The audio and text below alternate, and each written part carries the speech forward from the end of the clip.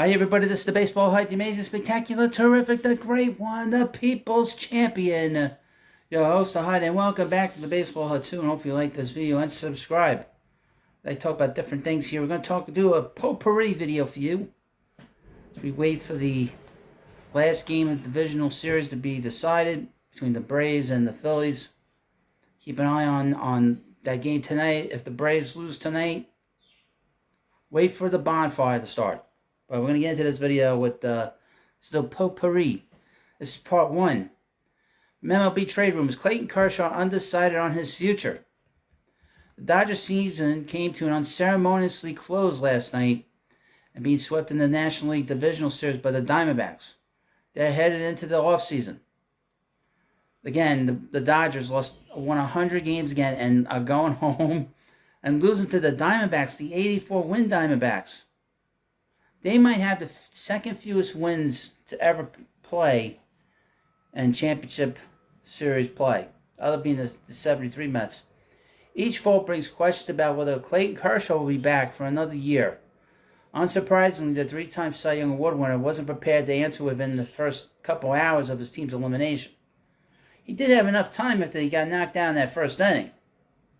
Kershaw told the LA Beat post-game that he's not sure what his playing future holds. He should retire. And your host's opinion.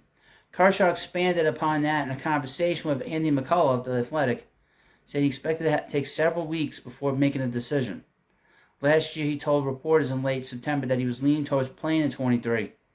He agreed to a new deal with the Dodgers by November 10th. Kershaw suggested to McCullough that he won't make his decisions quickly this time around. Part of the calculus is his arm health. The 10-time All-Star landed on the injured list with shoulder soreness on July 3rd. He was out for another 5 weeks. While the Dodgers reinstated him on August 10th, team officials conceded he still didn't feel close to 100%. The Southpaw told McCullough he could go for an additional examination on the shoulder this offseason. Now, he should just hang it up. I mean, what else does he have to prove at this rate? And the Dodgers are in transition. We saw that, as a group. They're going to be spending a lot of money this offseason. And they're probably going to go after hard over Shohei Ohtani. He should really just retire. They're going to be a younger team, especially with the pitching staff. They're going to have Emmett Sheehan, who came in after Ed Sheehan pitched in front of him. Clayton Kershaw, Walker Buehler's going to be coming back. Gavin Stone's going to be ready. Michael Grover's going to be ready. So he should just retire and call it a day. He's a Hall of Fame pitcher. He's the second greatest pitcher in Dodgers history. He's got nothing else to prove. And he's won a World Series. He's won all Cy Youngs. He's won an MVP. But why put yourself out there? Now, the unfortunate thing is that's probably the worst start of his career. His final start against the Diamondbacks in Game 1. But you got to know when to hold it. And, what more does he have to prove? And from Chicago, some rumors about the White Sox. I know you're so interested in what's going on in Chicago with the White Sox. Headline from MLB Trade Rumors: White Sox interested in Salvador Perez and Whit Merrifield. After a wholly disappointing 2023, the White Sox are already looking to the offseason ahead. New general manager Chris Getz, who was part of the disaster, he was the assistant general manager there, is taking over as general manager. Great idea from Jerry Reinsdorf. Is committed to improving the team for 2024. And considering just how much went wrong this past year, he has no shortage of areas to upgrade. As Bruce Levine reports for the 670 The Score, the team has identified veterans Salvador Perez and Whit Merrifield as two potential offseason targets, and the front office has discussed the possibility of trading for Perez and sign Merrifield at length. Getz and manager Pedro Grifol are quite familiar with both players, having worked with them in the Royals organization. With Yasmani Grandal reaching free agency after the World Series, the White Sox will need a new catcher in 2024. The 25-year-old Corey Lee is an option, but the top prospect didn't look ready for full-time big league action this year, going 5 for 65 in 23 games across August and September. Meanwhile, 20-year-old Edgar Quero had a solid year at Double A, but the promising young backstop still needs more seasoning in the minor leagues. With that in mind, it stands to reason the White Sox would be interested in a veteran catcher. Perez could handle the position next year, but he could also step into a smaller role if Leoquaro forces the issue. However, while a veteran catcher makes sense, I have a player that would fit really good for them. If they want to improve themselves, how about Omar Narvaez? I wonder what David Stearns' attitude is about Narvaez. He was in Milwaukee for a few years. And Mets don't really need him, and he sort of became redundant once Francisco Alvarez got here with the Mets. That's a thought. Perez in particular is something of a strange target. He's coming off a rough year at the plate and behind the dish. As he heads into his age 34 season, it's not hard to believe the 8-time All-Star is entering the decline phase of his career. That's what's going on. What's more, Perez is owed $42 million over the next 2 seasons, plus a $2 million buyout on the club option for 2026, which is a lot of money for a player. Yeah, I mean, they're better off going after Narvaez. He's a younger player. He had a weird season. Mets had a bad year. They'd be better off bringing him, making that kind of a move instead of bringing in Perez.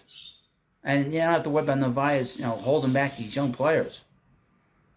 Now they do have a big free agent decision to make, and that's on Tim Anderson, who has they have an opt-out on him. They could pick up his option, or they could just let him walk. But who knows? I mean, and the thing is that the Chicago is thinking about putting him at second base. He's willing to go to second base, but he had a terrible year. I would let him walk. Let him, get out of that contract. Let him walk. If you're gonna be bad, and just get rid of some of these guys that didn't play well last year. And finally, in this video, we're going to talk about the Rangers. Yes, the Texas Rangers, who are going to the American League Championship Series, and will have an all-Texas ALCS against the Houston Astros. This is from the MLB trade rumors. Wil Venable plans to remain with the Rangers. Wil Venable is happy where he is, at least for the time being. The Rangers' associate manager has drawn interest from numerous clubs with managerial openings, but he has told those teams that he will remain with Texas. According to John Morrissey of MLB Network, this comes just days after Bob Nightingale of USA Today reported that Venable was the favorite to succeed Terry Francona as manager of the Guardians. If that was indeed the case, Cleveland will have to change course. Per Morrissey's report, the Guardians weren't the only team with interest in Venable. While he didn't reveal which other clubs had checked in, 3 others are currently looking for new managers: the Mets, the Giants, and the Angels. After finishing his playing career in 2016, Venable briefly took a front office job with the Cubs the following year, signing on as a special assistant to then president of baseball operations Theo Epstein. Soon after, he took on a coaching role instead, serving as the Cubs' first base coach from 2018 to 2019 and their base coach in 2020. For the next 2 years, he worked as bench coach for the Red Sox, occasionally filling in as skipper when Alex Cora was unavailable.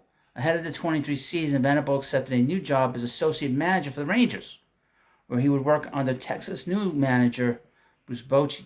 Does Bochy ever lose in the playoffs? He never loses, that guy. You notice that? He never loses. Venable has previously interviewed for managerial jobs with the Astros, Red Sox, Cubs, Giants, Tigers, and A's, and presumably he still has managerial aspirations for the future. Evidently, however, he is happy in his role with the Rangers for now. Not only does he get to learn from a 3-time World Series winning manager in Bochy, but given how well the Rangers have performed this year, it's no surprise he wants to stick around. Now, he can also wait it out and just become the manager of the Rangers after the fact. But we have 4 places, though, that don't have a manager. Obviously, New York Mets, San Francisco Giants, the Angels, and the Guardians. So they're all very good places to go, except for the Angels. Cleveland, you're going to have a competitive team. You're not going to be able to have an elite team, but you're going to have a good team. The Angels are a mess. They're going to be a mess as long as they have that owner there. The Giants are trying to trying to come back from being in the abyss, that chalet, that abyss, that black hole, that black hole in San Francisco. A little bit of a flashback. And then, of course, the New York Mets, who are in the abyss right now, trying to stabilize a situation that the owner is trying to bring a much more sustainable winner. But Venable is another guy out there. I don't see him getting interviewed by them. Maybe they'll interview him, but I don't see him getting the job right now. But let me know what you think about this entire video about the Royals, about the about all the teams I talked about in this video. Clayton Kershaw, Venable, the Royals, Salvador Perez, maybe going to the White Sox, and of course, let me know what you think about everything else, and I'll see you later.